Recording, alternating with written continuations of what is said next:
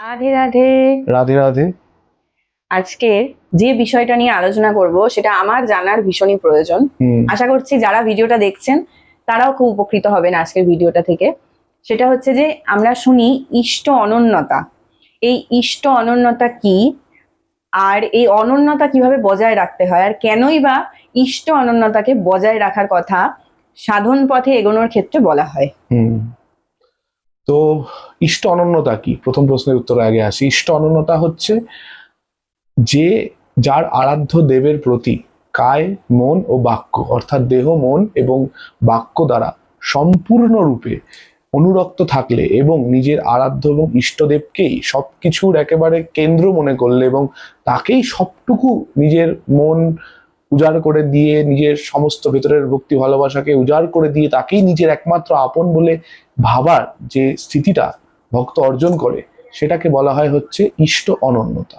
এরপরে হচ্ছে যে আমরা ইষ্ট অনন্যতাকে কি করে অর্জন করতে পারি। তো ইষ্ট অনন্যতা অর্জন করার আগে আমাদেরকে আগে বুঝতে হবে যে ইষ্টদেব কিভাবে আমরা চুজ করবো বা ইষ্টদেব কে আমাদের সেটা আমরা কিভাবে বুঝবো। প্রথমত ইষ্টদেব বোঝার ক্ষেত্রে যেটা সবচেয়ে বেশি হেল্পফুল হয়, যে যে ভগবানের মূর্তির সামনে আপনি গেলে বা যে ভগবান বা দেবদেবীর পুজোতে আপনি গেলে এবং যে ভগবান বা দেবদেবীর লীলা কাহিনী বা কথা কাহিনী শুনলে আপনার মন অটোমেটিক্যালি তার প্রতি খুবই ভাব ভক্তি সহকারে আকৃষ্ট হয়ে যায়, সেটা সেখান থেকেই বোঝা যায় যে আমাদের আরাধ্য কে। আচ্ছা, এক্ষেত্রে আরো একটা প্রশ্ন, সেটা হচ্ছে আমি আমাকে দিয়েই বলছি। যেমন আমার ছোটবেলা থেকে ভীষণ মায়ের প্রতি অ্যাট্রাকশন ছিল, মানে শক্তি আজও আছে, নেই এমন নয়।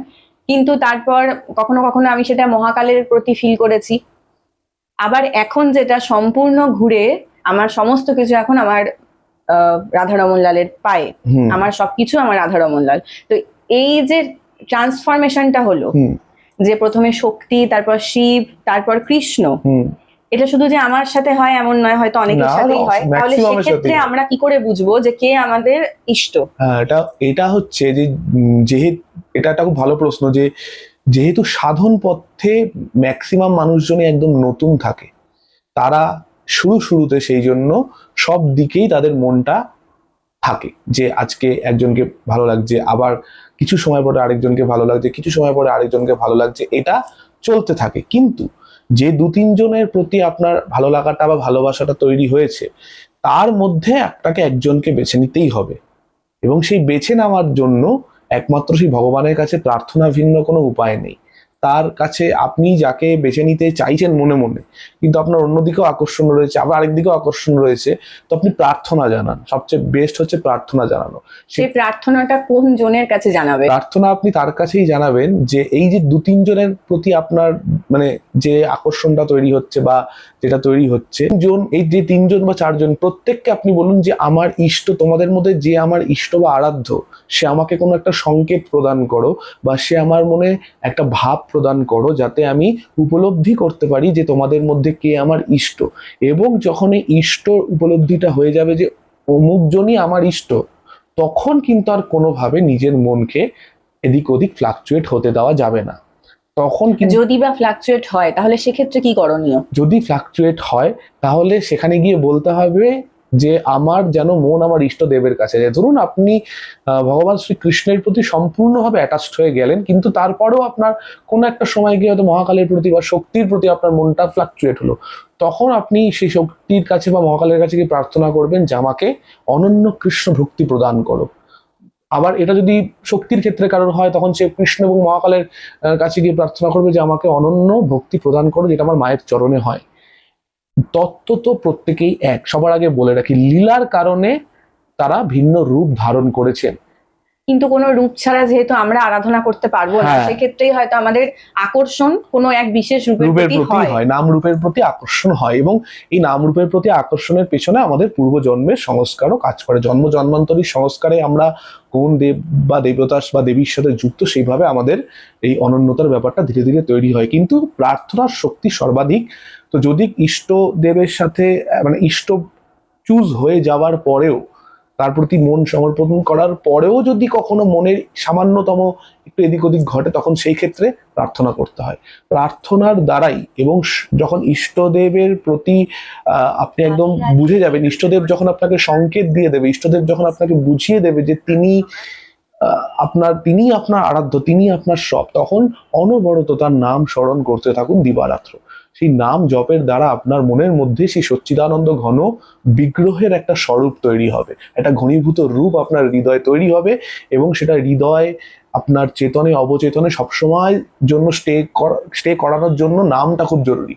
এবং নাম করতে করতে যখন সেই সচ্চিদানন্দ ঘন বিগ্রহ রূপ আপনার চেতন অবচেতন সব জায়গায় যখন একদম স্থির হয়ে যাবে, তখনই আপনার সম্পূর্ণ ইষ্ট অনন্যতা হলো। তখন আপনি সব জায়গায় সমস্ত ক্ষেত্রে আপনার ইষ্টদেবকেই দর্শন করবেন। এমনকি অন্য কোনো দেবদেবীর মন্দিরে গেলে তাকে প্রণাম করলেও অটোমেটিক্যালি তার সেই দেবদেবীর মধ্যেও আপনি আপনার ইষ্টের দর্শনই লাভ করবেন।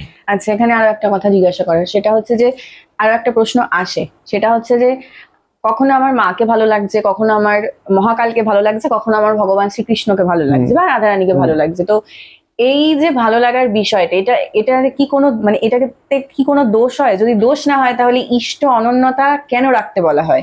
দোষ হয় না, কারণ আমি আগেও বললাম যে তত্ত্ব তো প্রত্যেকেই এক, তাই দোষের কোনো ব্যাপার নেই। কিন্তু ইষ্ট অনন্যতা রাখাটা এই জন্যই জরুরি। ইষ্ট অনন্যতা ছাড়া আপনি যে আপনার আধ্যাত্মিক যে গোল বা লক্ষ্য, সেই লক্ষ্যে উপনীত হতে পারবেন না।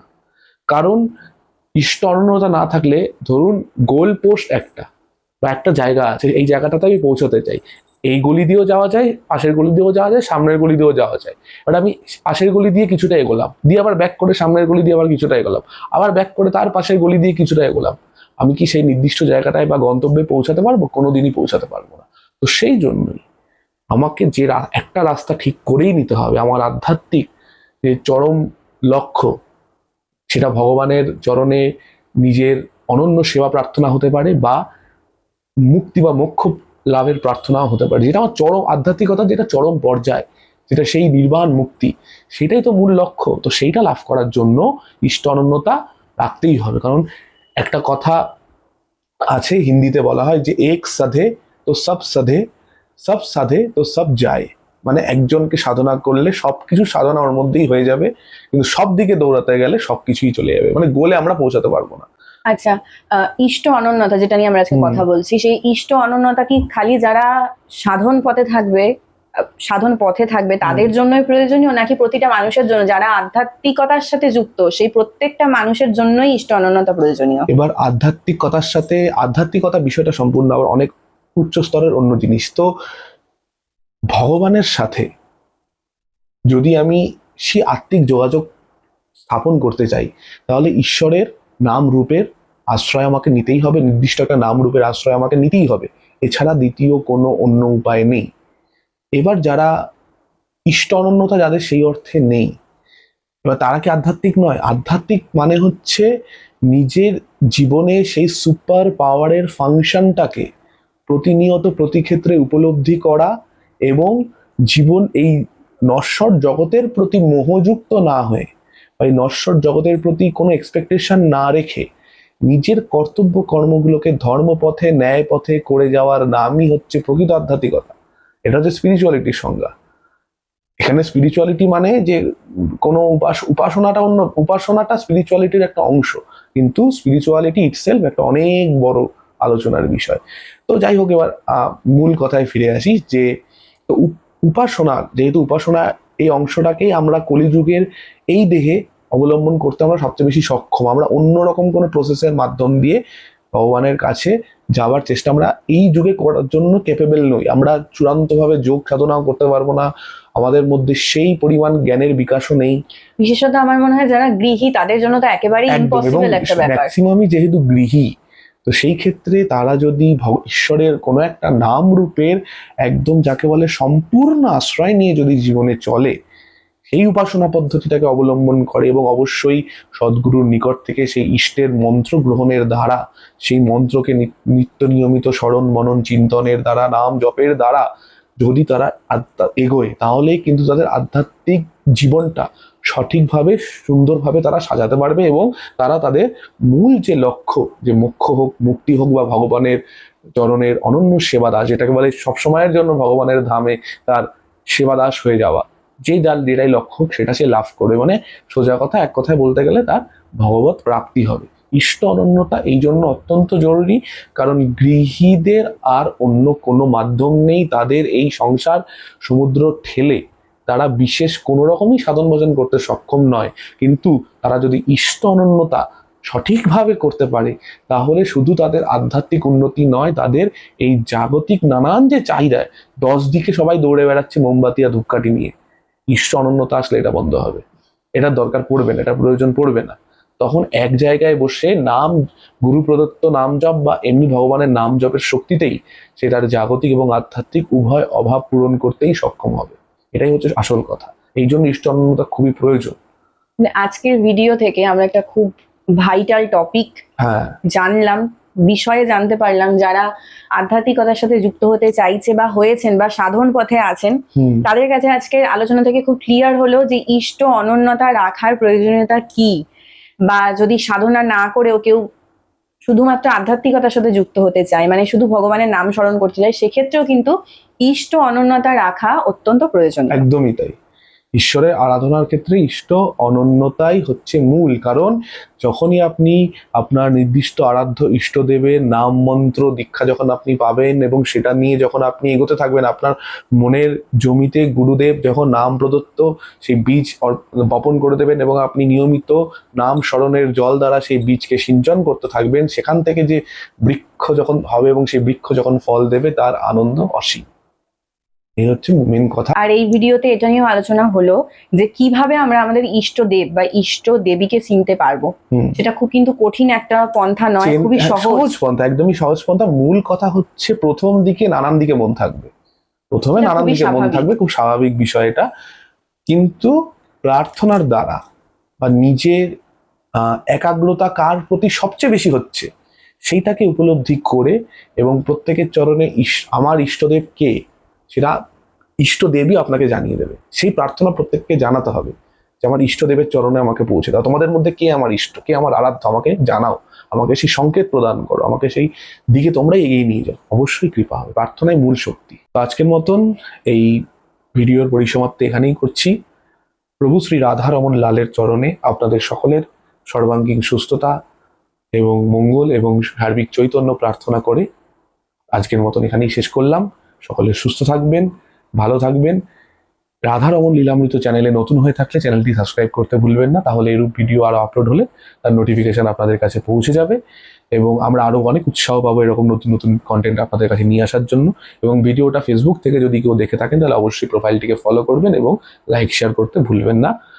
সকলকে জানাই আমার অনেক অনেক শুভকামনা। জয় জয় শ্রী রাধা রমণ লাল কি জয়।